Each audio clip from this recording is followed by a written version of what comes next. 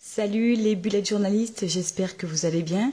On se retrouve aujourd'hui pour une vidéo mois de juillet terminé dans mon bullet journal. Je sais que vous êtes nombreuses à apprécier ce type de vidéo parce qu'on voit beaucoup de Plan With Me sur YouTube, mais qu'on voit rarement le contenu des bujots.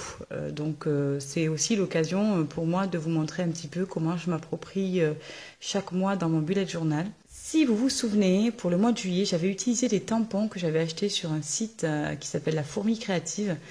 Et donc c'était des tampons assez estivaux avec des fruits, des cocktails, des palmiers. J'avais complètement adoré ces tampons et du coup je m'étais dit que j'allais les utiliser pour mon Plan With Me, chose que j'avais faite. Donc comme tu peux le voir, la page de présentation, tout simplement, ce sont des tampons que je suis venue faire. Et puis, en fond, on a des feutres tombeaux aquarellables que j'ai utilisés. Voici le monthly log. Je ne vais pas m'attarder sur cette page puisque elle est assez perso. C'est une page dans laquelle je remplis donc chaque jour les rendez-vous que j'ai sous forme de petits points. Les points rouges étant les rendez-vous urgents, les points violets, les activités que je me consacre, les points verts, les activités des enfants par exemple, et un petit coin de notes. Ensuite, j'avais fait une to-do list des vidéos réalisées sur ma chaîne YouTube. Donc là, vous avez un listing des vidéos que j'ai publiées au mois de juillet, les choses importantes que j'avais à payer, et puis les choses également indispensables ce mois-là. Et puis j'avais enchaîné directement avec une page de gratitude, puisqu'elle était restée vierge. Et donc ma page de gratitude du mois de juillet, la voici. Donc c'est une page que j'adore faire. J'y présente les meilleurs moments du mois, en tout cas ceux qui sont mémorables, dont j'aimerais me souvenir plus tard. Voilà, donc c'est toujours un vrai moment de détente pour moi de faire ces petits dessins.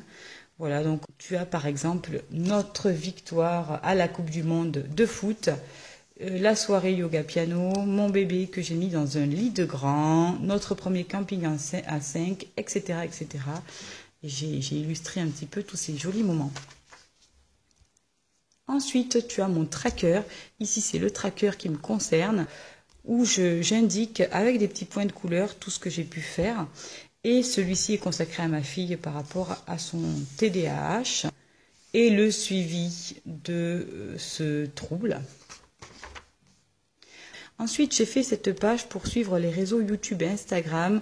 J'avoue que j'ai été beaucoup moins présente sur Instagram ces derniers temps. Et d'ailleurs, j'ai pas tenu à jour ces trackers. Donc, je ne pense pas les refaire dans mes prochains Plan With Me. Et puis, le No Spend Challenge. Comme tu peux le voir, je suis assez fière de moi. J'ai fait très peu d'achats puisque les petits pépins qui restent blancs, ce sont les jours où j'ai acheté. Et au dos, tu as le bilan de mon No Spend Challenge avec les choses que j'ai achetées. Donc par exemple, j'ai acheté un ventilateur vintage Calor dans une brocante. J'en voulais un depuis très longtemps. C'était le même que celui qu'avait ma grand-mère et ça m'a rappelé de très jolis souvenirs. Et du coup, j'ai pu me l'acheter sur un site qui s'appelle Celency. Et j'aime beaucoup d'ailleurs ce site. Il y a énormément de jolis déco vintage. J'ai ensuite acheté un bol chantant sur Thomann. Est-ce qu'on en parle de ce bol chantant que je n'ai jamais reçu? Voilà, donc je suis en procédure là pour pouvoir récupérer au moins le montant de mon achat. Mais je ne vous recommanderai pas ce site, cela va de soi. J'ai aussi acheté des encens et un encensoir puisque je me suis mis à faire des rituels de purification de ma maison. Je vous en reparlerai plus tard dans cette vidéo. Et ensuite, j'ai acheté un jeu éducatif sur les émotions dont je vous reparlerai prochainement dans mes favoris au niveau éducatif. Et puis, commence alors le mois de juillet avec le premier jour, donc qui était un dimanche. Et là, j'ai voulu faire un peu à la façon planeur, pas mal de petites illustrations et je me suis vraiment bien amusée sur cette page. J'ai également collé des petits stickers. Ensuite, comme j'avais très peu de temps, j'ai fait une weekly qui est très succincte, où je reprends chaque jour de la semaine avec les tâches à réaliser, ce que j'ai fait, je le coche, et puis toujours mes petites illustrations qui me rappellent un petit peu les moments forts de la journée. Là également, j'ai utilisé un tampon que j'ai acheté aussi sur le même site que les premiers. Ici, je suis venue dessiner avec un feutre Posca blanc sur un fond aquarelle. J'ai trouvé le résultat vraiment très sympa. Et je vous conseille de le faire aussi parce que ça donne de suite un aspect vraiment très peps. J'aime beaucoup. Ensuite, on entame la seconde semaine du coup avec le début de la semaine. Là, j'ai fait une calligraphie beaucoup plus grosse dans laquelle je suis venue faire des traits au Posca blanc. J'ai tamponné aussi avec les mêmes motifs que sur la page de présentation. Et je suis venue tout simplement écrire les tâches que j'avais à réaliser chaque jour. Et ici, j'ai tout de suite improvisé une petite wishlist pour le centre de loisirs, pour ne rien oublier dans le sac de mes filles. Donc, chaque fois, je venais vérifier si j'avais tout. Voilà. Et je suis venue illustrer cette page. J'ai ensuite terminé donc mes dailies concernant cette seconde semaine avec donc toujours pareil mes petites illustrations. Tu vois par exemple lorsque je suis allée acheter des petits colliers pour supporter la France lors de la finale de la Coupe du Monde et j'en voulais 10 et il n'y en avait plus qu'un et donc j'étais vraiment dégoûtée. Donc j'en ai fait une petite illustration. Ce jour-là, ma boss était en vacances. Franchement, le dessin est assez parlant. Et puis ensuite, voilà, j'ai continué mes petites illustrations. Celle-ci, je me suis inspirée de petits stickers. Je crois que c'est la marque Crate Paper qui fait ça, mais je ne veux pas vous dire de bêtises. Et puis sur la troisième semaine, j'ai fait un weekly hyper synthétique. J'avais très très peu de temps, donc comme tu peux le voir, je n'ai même pas pris le temps d'illustrer chaque jour. J'ai mis juste le principal de ce que j'avais à faire. Et je suis venue faire une petite panière avec des petits fruits d'été, des glaces, voilà. Et je trouve le résultat plutôt mignon. Ensuite, je me suis largement inspirée d'une personne que je suis sur Instagram, que j'adore, dont j'ai parlé dans une vidéo weekly que je t'invite à regarder. Je te la mettrai à la fin de cette vidéo. Donc elle prend cette forme, voilà, c'est des petits motifs vraiment très colorés, avec des pierres semi-précieuses, la lune, du camping. Et puis voilà, j'ai continué sous cette même forme pour les 2 derniers jours du mois. Et je m'aperçois en même temps que j'ai oublié de noter qu'il s'agissait du 30 et du 31.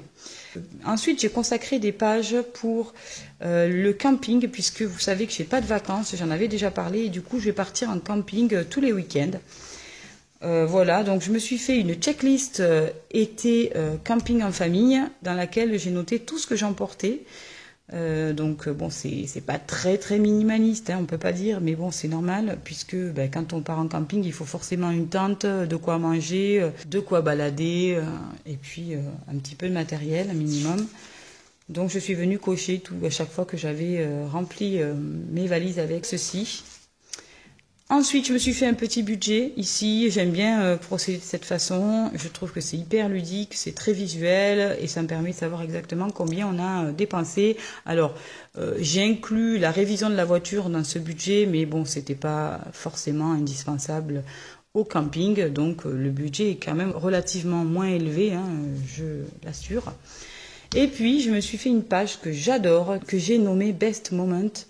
De pleine conscience, ce sont les moments que j'adore lorsque je vais camper à la plage, notamment manger une glace à l'italienne, marcher dans les vagues sur le sable humide, boire un petit verre de vin blanc à la belle étoile, profiter d'un soin des pieds relaxant avec des petits poissons qui font des chatouilles au son d'une musique zen, écouter le bruit des vagues et aussi fermer les yeux et apprécier chaque moment. Le vent qui caresse le visage, le soleil qui le réchauffe, etc. Je me suis fait ensuite une page que j'ai consacrée à mon stage de yoga piano en indiquant un petit peu tout ce que j'avais pu ressentir pendant ce stage et tout ce que ça m'avait apporté. Et pour terminer, je me suis fait une double page sur les phases lunaires 2018 donc que j'ai tout bêtement trouvé sur internet. avec à chaque fois des précisions sur toutes les phases de la lune. La nouvelle lune qu'on appelle la lune noire, qui est une phase d'initiation où on s'aime. On se lance de nouveaux projets, de nouveaux défis. Le premier quartier, qui est un quartier où il vaut mieux prendre des décisions. On arrose les petites graines qu'on a semées et on prend des initiatives, on pousse des portes, on sort, on bouge, on agit. La pleine lune, qui est une phase d'évaluation où on récolte les fruits du travail. Donc tout simplement, on récolte les fruits qu'on a semés à la nouvelle lune, c'est-à-dire on fait le bilan par rapport aux objectifs qu'on s'était fixés, aux nouveaux projets qu'on avait envisagé de mettre en place. Et enfin, le dernier quartier, qui est une réorganisation, où finalement, j'ai noté, on arrache les mauvaises herbes, mais voilà, c'est une période qui est très favorable à l'introspection, qui permet de ressortir les dossiers inachevés, de faire du rangement et des réparations, qu'elles soient sociales et matérielles. Voilà, c'est le moment idéal pour se libérer des chaînes du passé qui entravent notre accomplissement intérieur. Voilà. Et ensuite, j'ai noté les rituels de lune. Donc, par exemple, à la lune noire, si ça vous intéresse, je vous en reparlerai de façon plus détaillée. Je fais des chèques d'abondance. À la pleine lune, je purifie mon habitation avec de l'encens, je recharge mes cristaux et je fais aussi mes vœux à l'univers. Voilà. Et enfin, pour terminer, on avait le salaire de ma nounou que je calcule et que j'indique ici. Voilà, j'espère que cette vidéo vous aura plu. Je vous fais un gros bisou. N'hésitez pas à me faire des retours en commentaire. Et je vous souhaite une très belle journée. Prenez soin de vous et de vos petites familles. Je vous dis à très bientôt pour une nouvelle vidéo.